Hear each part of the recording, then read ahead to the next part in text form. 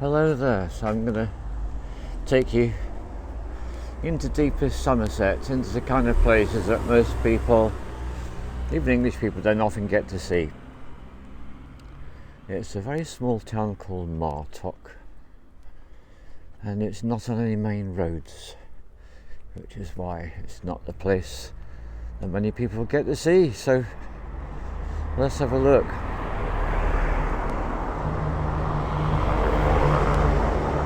So I guess the first thing to say is all the buildings we can see are made out of this very particular sandstone.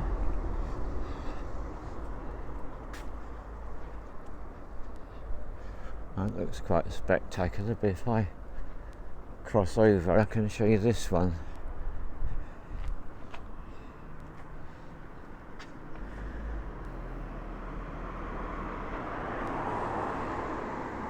And there's church.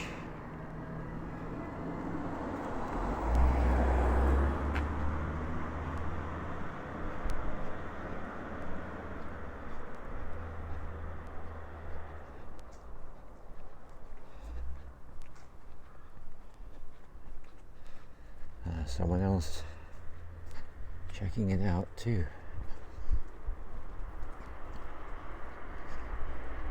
Gives you some kind of an understanding how different the world was when a pretty small place like this they would build an absolutely massive church like this. It's not even possible to get it all on one simple shot. And here we have the door, the gateway, the entrance. And what we've got here is we've got these are literally manicured yew trees. So there's 4 yew trees, 2 to the left, 2 to the right, and they've been sculpted over hundreds of years into this shape. And here's what I want to show you, because it's actually flowering season and the fruiting season for the yew. Now, anyone who's seen my films before that knows that the yew tree represents sex, death and transformation. And what you are seeing there are these remarkable berries.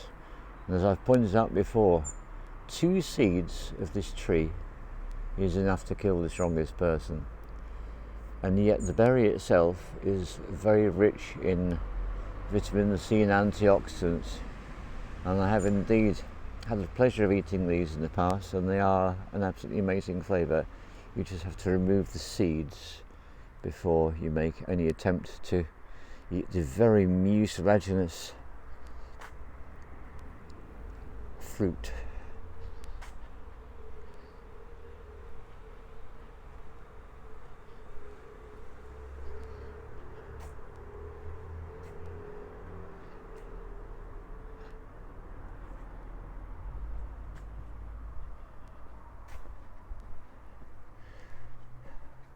And there's yet more yew trees here. In fact, it looks like that path has also got a double row. Now here's the church tower itself.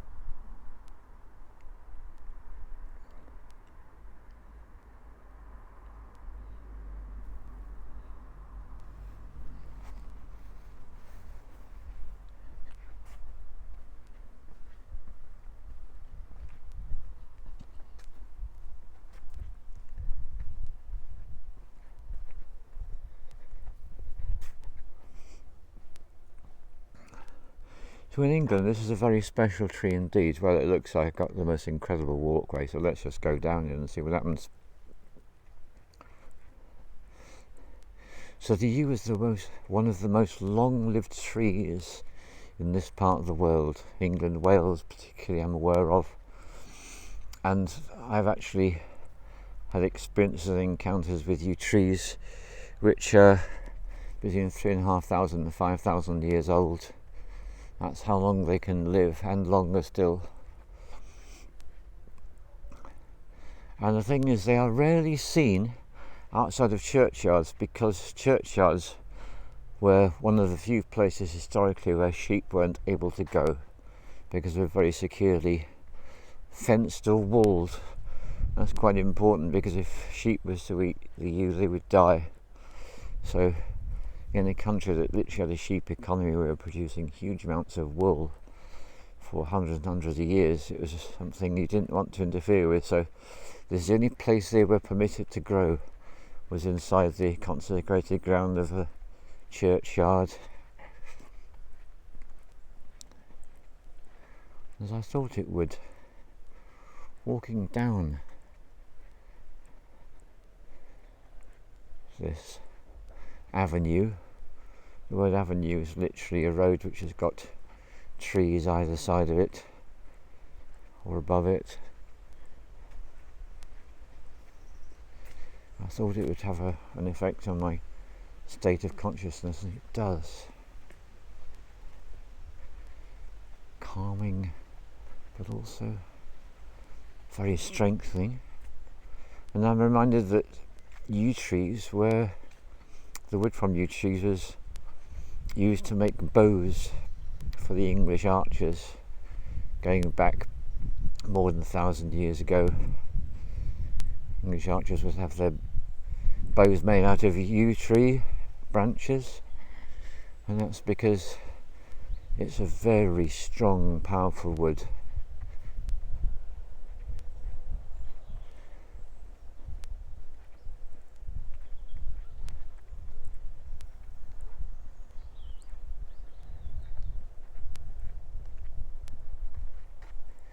So here we are on the cusp.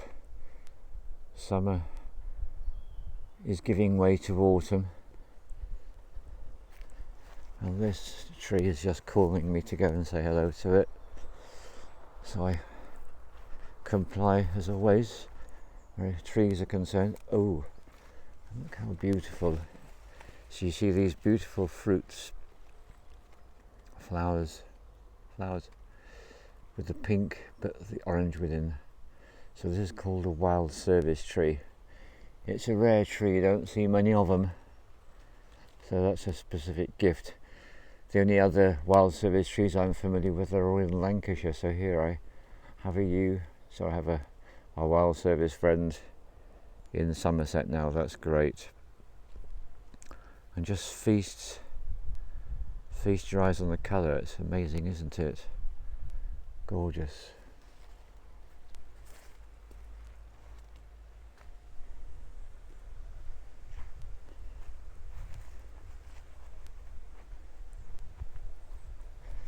I've known so many people come to England and they go straight to London and they go to one or two other places. The trick is to get out of those other places and to go to the small places. It's where you get to discover the essence of what the English culture is. It's quite strange.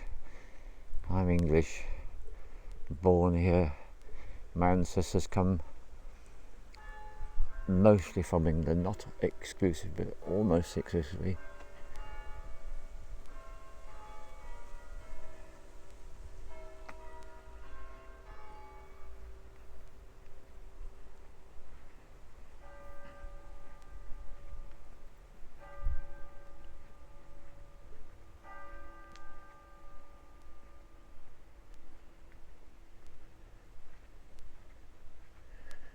You can imagine the funerals,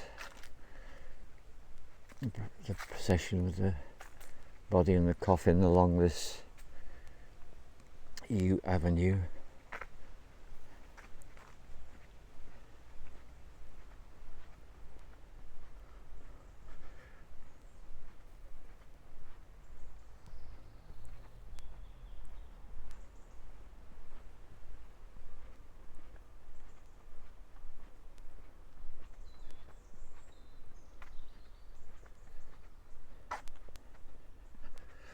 So I've been saying prayers and giving thanks to my ancestors for more than 18 months, between 18 months and 2 years, and it is a most extraordinary practice. I'm so grateful that I listened to my ancestors, because that's how it came. They basically had a little word with me when I was super quiet, and so we would like you to celebrate us through saying a Christian prayer, because your ancestors are predominantly Christian, you need to be aware of that. So say a Christian prayer, which I do, the Lord's Prayer, and I made up another one of my own, and they appreciate that because it's me showing respect. And if there's something we need to do, it's to show respect to our ancestors. For those that don't will tend to find that they run amok in their lives. It's not something anyone wants to experience, I can tell you. So look after your ancestors by being aware of their existence, realising that you wouldn't actually be alive in a physical body if it weren't for the fact that two people had sex, and that's how you got created. And that's something to celebrate and give thanks for. And they really like it. And here's the thing, because death, as everyone's been taught, doesn't exist. It's simply the letting go of the physical body, and the essence, the being, the soul, the spirit, whatever word you want to use, continues. Just redrawn, just to look at that sandstone a moment. So, because that's the story, we exist because of our ancestors, and they are alive. They're very much alive, just not in physical bodies. They left them behind, and they do care. They do care about us, and sometimes they help us by making a suggestion, giving an idea.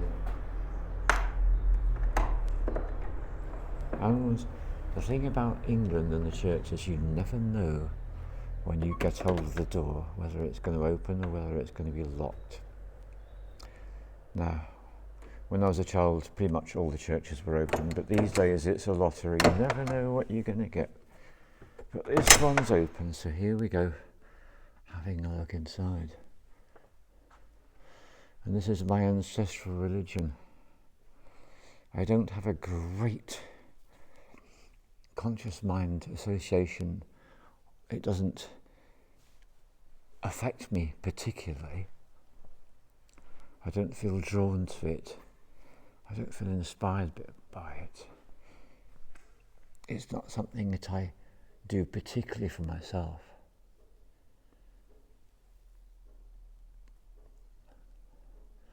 But I have great respect for my ancestors and for all those that follow this practice. And just look at that roof. I mean, the entire thing is carved. And of course there's so much carving going on in the stonework, it's mind-boggling. And just imagine hundreds and hundreds of years ago, people living in these tiny little houses with no facilities that we think of as being normal. No water, no energy source, candles, lamps if they're lucky, and go to the nearest spring or well to get the water. And in their village or town, Martock's a really small place, they have something like this. And they'll step out of their everyday lives, and one day a week they'd come to something like this, and they'd be blown away by the grandeur, the size, the labour. They would understand that their ancestors, amongst them would be stonemasons and carpenters and glass workers and makers of musical instruments. And that this would have been created, and it would have taken so many years with none of the modern techniques that we have now. And they would have such a sense of wonder and awe and gratitude that this was something completely beyond the mud and the rain and the cold of outside daily life and the struggle to produce enough food to survive, the fear of famine and all the rest of it, and they will come into something like this and it will blow them away every time. You can imagine, can't you? In a world with no printing, very few paintings, they'd see this. I have no idea who this one is. I do apologise for the shake.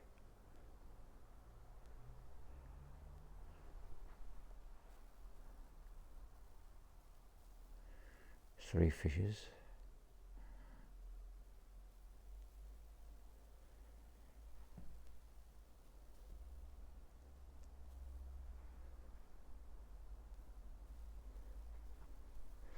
And often in churches there are these bizarre flags and I have no idea what any of them mean. Don't have to see them elsewhere. And you have these little, it's like a church within a church kind of thing. It's like a little chapel, I suppose. If I just turn around and you'll see what I mean. So you've got the main thing and you've got this. It's a little altar. I don't know exactly what it's used for.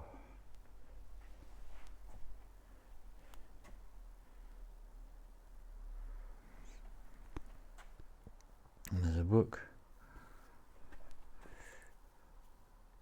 And one name. And I have absolutely no idea what it means.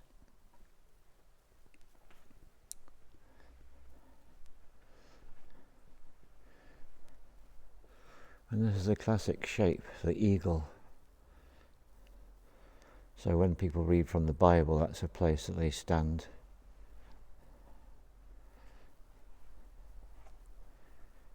And you can imagine the spirit of that bird being invoked as they read from the book. And that is of course part of the organ, and this is where the priest preaches his sermon. And these are all really classic shapes that we see in this religion. And here there's another little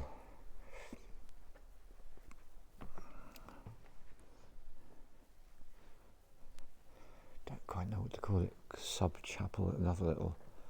So this church has actually got three in one. It's got two small ones and the one main one.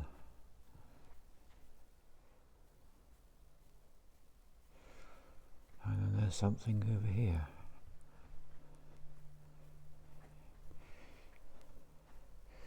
So it's a metal sculpture of a tree. And the idea is that people are putting their prayers onto these papers and hung with the ribbons. And it's called A Global Wave of Prayer.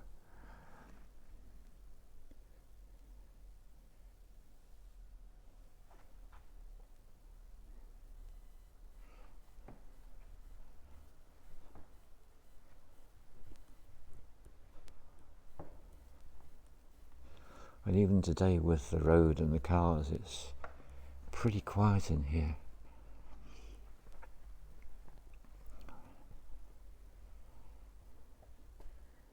It's obviously something produced by the local school children.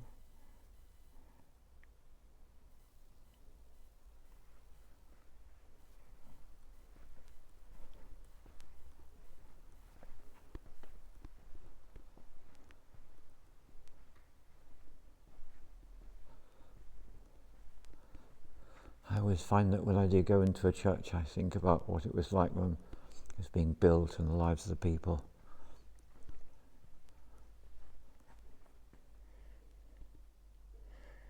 So thank you, the church in Martok, for being open so I could show you inside.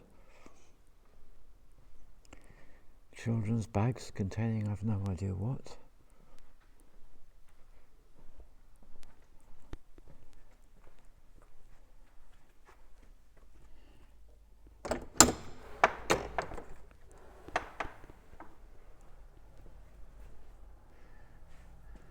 do find there's something about the colour of this sandstone that's very nice.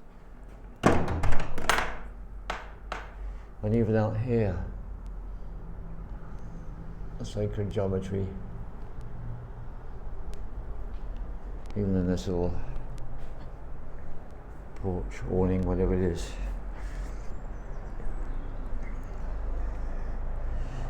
Clearly for local dogs visiting. So let's have a little bit of a look at the rest of the town centre of Martock here.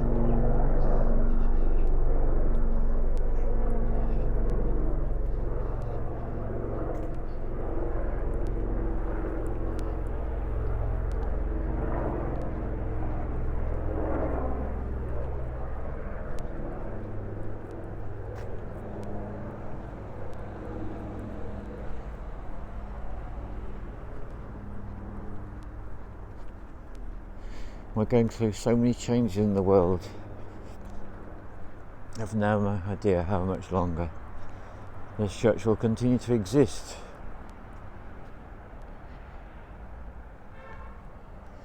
So I'm glad I've been able to show it to you while it's still here.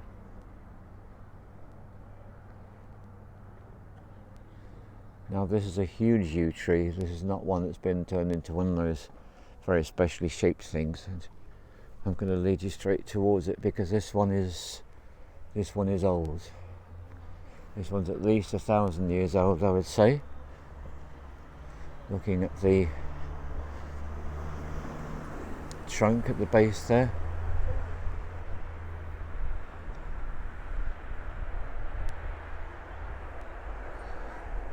I find the yew tree to be magnificent and awe-inspiring. And just doing this, I can see that the shape of the trunk and the branches, that's been reflected in the masonry architecture in the church. That's what they've been doing. The artisans and craftsmen from those days, they took nature as their inspiration and they used the same structures and the forms that we see in the trees, in the forests.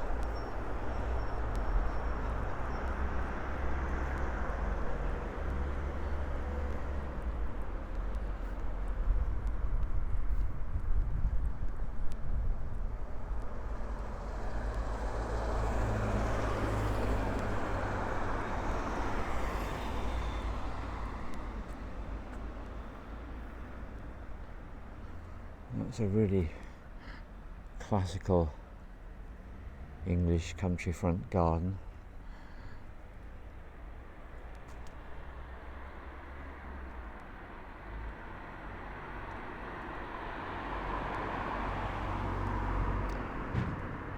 Bee busying itself, busying herself. She's a worker bee, busying herself, collecting the nectar and the pollen.